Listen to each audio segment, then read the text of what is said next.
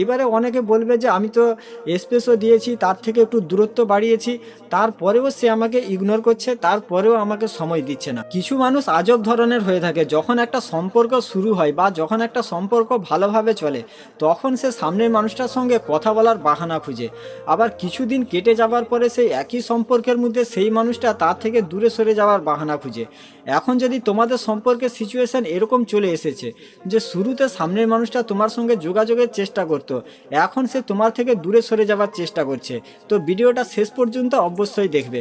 হয়তো তোমার কিছু ভুলের জন্য সে তোমার থেকে দূরত্ব বাড়িয়ে নিচ্ছে, বা তার কোনো ভুল হয়েছে। যাই হোক না কেন, এখন প্রশ্ন হচ্ছে এরকম সিচুয়েশনের সমাধান কিভাবে করবে। তো hello friends, welcome to my new video. তো প্রথমে একটা কথা খুব ভালো করে বুঝো, যখনই আমরা কারোর সঙ্গে কথা বলি বা আমাদের সঙ্গে যখন কেউ কথা বলে, তখন আমাদের না চাইতেও অটোমেটিকভাবে আমরা তাকে আমাদের অভ্যাস বানিয়ে ফেলি। তার প্রতি আমরা অনেক বেশি অ্যাটাচ হয়ে পড়ি। তো এরকম নয় যে তুমি একাই তার প্রতি অ্যাটাচ হয়ে পড়ছো, সামনের মানুষটাও তোমার সঙ্গে কথা বলছে, সেও তোমাকে সময় দিচ্ছে, সেও তোমার প্রতি অ্যাটাচ হয়ে যাচ্ছে। এরপরে ধীরে ধীরে কি হয়, যে সামনের মানুষটার ফোকাস অন্য কোনো দিকে চলে যায়, তার মন অন্য কোনো দিকে চলে যায়। হয়তো সে কোনো কাজে ব্যস্ত হয়ে পড়েছে, কোনো স্টাডি করছে বা কোনো বিজনেস করছে, বা তার কোনো পার্সোনাল কোনো প্রবলেম হয়েছে। যাই হোক না কেন, এটার জন্য সে তোমাকে ইগনোর করছে বা আগের মতো আর কথা বলছে না। আর এটা যখনই আমরা অনুভব করি যে সামনের মানুষটা আর আগের মতো আমাদেরকে সময় দিচ্ছে না, আগের মতো আর আমাদের সাথে কথা বলছে না, তখন কিন্তু আমরা পেরেশান হয়ে যাই। সামনের মানুষটা কেন পেরেশান হচ্ছে না? কারণ তার ফোকাস রিলেশনের মধ্যে পুরোপুরিভাবে নেই, তার মন অন্য কোনো দিকেও রয়েছে, যেটার কারণে সে পেরেশান হচ্ছে না। আর আমাদের পুরো ফোকাস পুরো সামনের মানুষটার উপরে রয়েছে, যেটার কারণে আমরা পেরেশান হয়ে যাচ্ছি। আর যখনই আমরা কোনো জিনিসের প্রতি পুরোপুরিভাবে ফোকাস করি, তখনই আমাদের ব্যবহারও সেরকম হয়ে যায়, তখন আমরা পেরেশান হয়ে যাই, তখন আমরা তার কাছে আরও বেশি করে ফ্রি থাকার চেষ্টা করি, তার জন্য আরও বেশি করে অ্যাভেলেবেল থাকি। আর এই সবের কারণে সামনের মানুষটা আরও বেশি বিরক্ত হয়ে যায়। এখানে তোমার কিন্তু কোনো দোষ নেই, কারণ তুমি তাকে তোমার অভ্যাস বানিয়ে ফেলেছো, আর তুমি এটাই চাও সে তোমার সঙ্গে একটু কথা বলুক, সে তোমাকে একটু সময় দিক। কিন্তু এখানে তোমাকে সিচুয়েশনও বোঝার দরকার।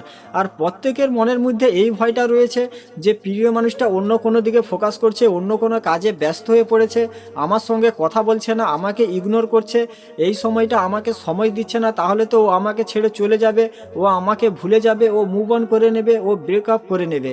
কিন্তু এটা সত্য নয়। ব্রেকআপ কখনো কারোর এত সহজে হয় না। যখন তোমার দুজনের মাঝে অনেক বেশি ঝগড়াঝাঁটি অশান্তির সৃষ্টি হয়ে যায়, যখন দুজনের মাঝে অনেক বেশি ভুল বুঝাবুঝি হয়, বা সামনের মানুষটা এটাই মাইন্ডসেট করে নিয়েছে যে সে তোমার থেকে দূরে সরে যাবে, এটার জন্য তোমাকে ইগনোর করছে, তো এরকম সিচুয়েশানে ব্রেকআপ হয়। সেই জন্য যখনই তুমি রিয়েলেই দেখছো যে তোমার প্রিয় মানুষটা অন্য কোনো কাজে ব্যস্ত হয়ে পড়েছে, বা সে বিজনেসের প্রতি ফোকাস করছে, তাহলে এরকম সিচুয়েশানে তার কাছ থেকে বেশি সময় চাওয়া ঠিক নয়। কারণ এরকম সিচুয়েশনে যখন তুমি তার কাছ থেকে বারবার সময় চাইবে, বারবার তার কাছে রিকোয়েস্ট করবে, তখন কিন্তু সে বিরক্ত হয়ে যাবে, তখন সে বিরক্ত হয়ে গিয়ে তোমার থেকে দূরে সরে যেতে চাইবে। কারণ তুমি যখনই তার কাছে বারবার সময় চাইবে, আমি এখানে জানি যে তোমার এখানে কোনো দোষ নেই, তারপরেও যখন তুমি তার কাছে বারবার সময় চাইবে, তার কাছে রিকোয়েস্ট করবে, তো সামনের মানুষটা এখানে সে এটাই মনে করবে যে সব দোষই তোমার। সেই জন্য এরকম সিচুয়েশনে বারবার তার কাছে সময় চেও না, সে মনে করবে যে সব তুমিই দোষ করছো।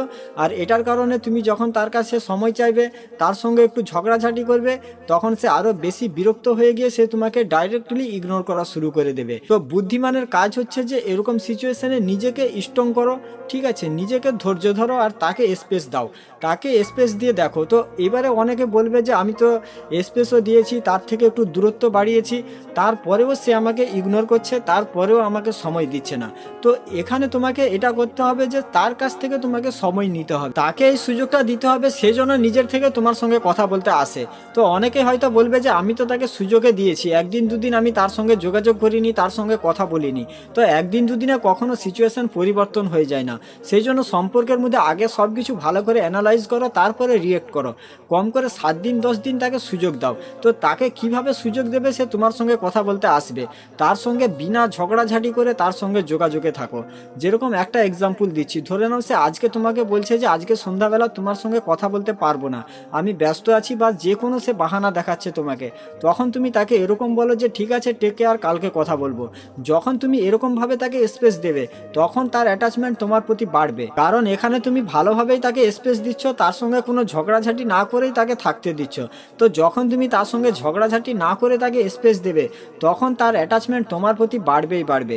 কারণ তুমি যখন তার সঙ্গে ঝগড়াঝাটি করবে, তখন কিন্তু সে এটা জানে যে তুমি তার সঙ্গে কথা বলার জন্যই তার সঙ্গে ঝগড়া করছো, কিন্তু সে এটা বোঝার চেষ্টা করবে না।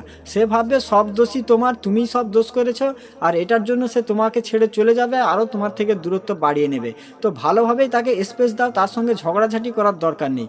তো এখন প্রশ্ন হচ্ছে যে আমি নিজেকে কিভাবে সামলাবো, আমি তো ওকে ছাড়া থাকতে পারি না, আমার তো ওর জন্য অনেক কষ্ট হয়। তো এখানে বুদ্ধিমানের কাজ হচ্ছে, যেভাবে সামনের মানুষটা তোমাকে ছাড়া, রিলেশনশিপ ছাড়া অন্য কোনো দিকে ফোকাস করছে, একই রকমভাবে তোমাকেও রিলেশনশিপ ছাড়া অন্য কোনো দিকে ফোকাস করতে হবে। তোমার কাজের প্রতি ফোকাস করতে হবে, সকালে ঘুম থেকে যা উঠবে সব জিনিসের প্রতি কিছুটা কিছুটা করে ফোকাস করো। রাতে ঘুমানোর টাইম চেঞ্জ করে দাও, তাড়াতাড়ি ঘুমানোর চেষ্টা করো। যদি তাড়াতাড়ি ঘুম নাও আসে, তারপরেও রাতে বারবার তাকে চেক করার দরকার নেই, অনলাইন গিয়ে তাকে বারবার দেখার দরকার নেই যে সে কখন অনলাইন আসলো, কখন অফলাইন গেল। এগুলো জিনিস চেক করা বন্ধ করে দাও। আর যদি পারো ফোনটা নিজের কাছ থেকে দূরে সরিয়ে রাখো। এরকমভাবে নিজের মধ্যে পরিবর্তন নিয়ে আসো। আর একটা বিষয় পুরোপুরিভাবে পরিষ্কার, যে সম্পর্ক রাখতে চাইবে না সে সম্পর্ক রাখবে না।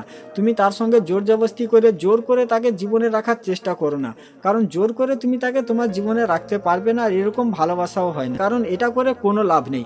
এরকম একটা তুমি সিচুয়েশন ক্রিয়েট করতে পারবে, এরকম পরিস্থিতি তৈরি করে দিতে পারবে ভালোভাবে, পুরো শান্তির সাথে এরকম একটা সিচুয়েশন ক্রিয়েট করে দাও, যেটার কারণে তার অ্যাটাচমেন্ট তোমার প্রতি বাড়বে, সে নিজের থেকে তোমাকে সময় দেবে, তোমার সঙ্গে ভালোভাবে কথা বলবে। নয়তো জোর করে তুমি তাকে তোমার জীবনে রাখার চেষ্টা করবে, এরকম করে কোনো লাভ নেই। ঠিক আছে, তো আজকের ভিডিওটা এখানেই শেষ করছি। সবাই ভালো থাকবেন। ভিডিও ভালো লাগলে চ্যানেলটা সাবস্ক্রাইব করে রাখবেন, আর ভিডিওটা বন্ধু বান্ধবীদের সঙ্গে অবশ্যই শেয়ার করে দেবে।